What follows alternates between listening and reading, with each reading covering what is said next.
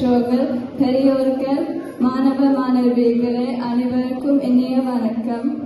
இன்றைய நம் பட்டிமன்ற தலைப்பு தொலைபேசி பழக்கம் குழந்தைகளுக்கு நல்லதா இல்லை கெட்டதா?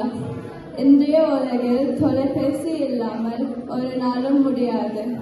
காலை எழுந்தவுடன் முதல் பார்க்கும் முகம் அம்மா முகமா இல்லை தொலைபேசி ஸ்கிரீனா? குழந்தைகள் அழுந்தால் கதை சொல்ல மாட்டோம், வீடியோ காட்டி அமைதிப்படுத்துகிறோம்.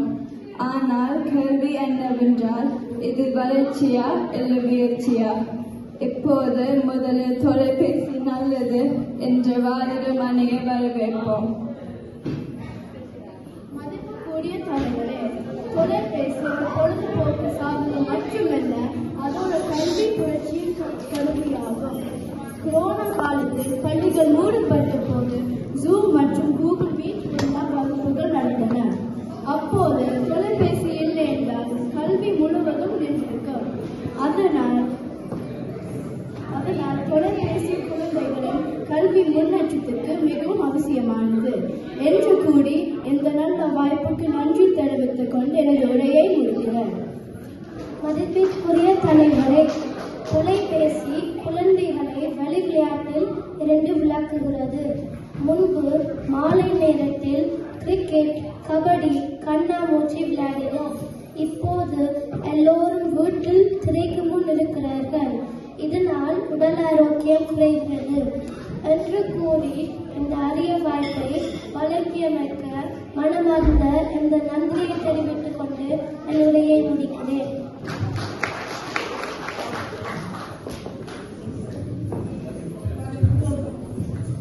இன்று உலக அறிவு நம் கையில் இருக்கிறது.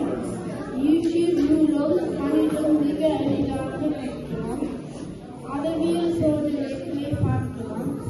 மொழி பயிற்சி பெறலாம்.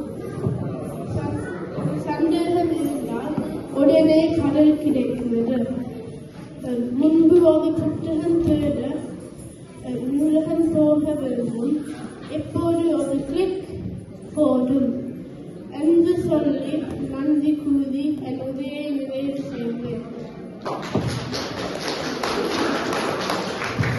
தொலைபேசி அதிகமாக பயன்படுத்தினால் கண் பார்வை பாதிப்பு, தூக்கமின்மை, தலைவலி இவை ஏற்படுகின்றன. சிறு வயதில் எத்தனை பிரச்சனைகள் வருவது ஆபத்தானது. இந்த மேடையில் பேச வாய்ப்பு அளிக்குமக்கு நன்றி கூறி உரையை நிறைவு செய்கிறேன். தொலைபேசி குழந்தைகளின் திறமையை வெளிக்கொண்டு வருகிறது.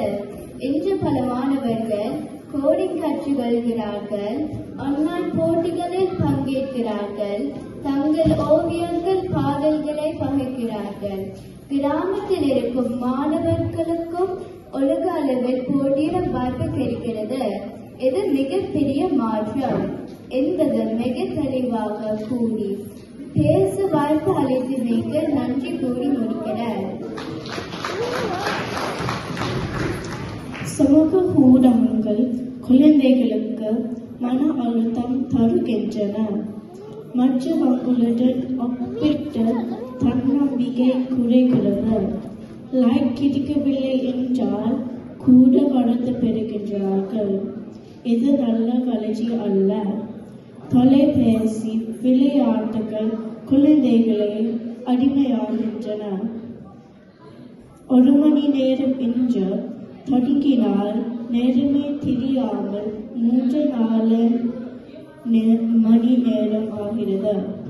படிப்பில் கவனம் குறைகிறது என்று கூறி என் கருத்துக்களை கேட்டுக்கொண்டு அனைவருக்கும் கூறி விடைபெறுகிறேன். நன்றி, வணக்கம். தொலைபேசி குடும்ப உறவுகளை வலுப்படுத்துகின்றது. வெளிநாட்டில் இருக்கும் அப்பாவுடன் வீடியோ கால் மூலம் பேச முடிகிறது. தூரம் இருந்தாலும் இதயம் அருகில் இருக்க உதவுகிறது. நாளைய உலகம் டிஜிட்டல் உலகம். தொலைபேசி மூலம் தகவல் தேடும் திறன், தொழில்நுட்ப அறிவு, தன்னம்பிக்கை என்று கூறி வளர்கின்றன. குழந்தைகள் எதிர்காலத்திற்கு வளர்கின்றனர் என்று கூறி எனது உரையை முடிக்கிறேன். இரு அணிகளும் மிக அழகாக பேசினார்கள். தொலைபேசி நல்லதா இல்லை கெட்டதா? உண்மையில் தொலைபேசியில் நல்லது, நோல் கெட்டது. அதை பயன்படுத்தும் விதம்தான் முக்கியம். கட்டுப்பாடு இருந்தால் நல்லது, ஆனால் கட்டுப்பாடு இல்லை என்றால் கெட்டது. எனவே இந்திய தீர்ப்பு, தொலைபேசி பழக்கம் குழந்தைகளுக்கு நல்லது, ஆனால் பெற்றோர் கண்காணிப்பு இருந்தால் மட்டுமே. நன்றி, வணக்கம்.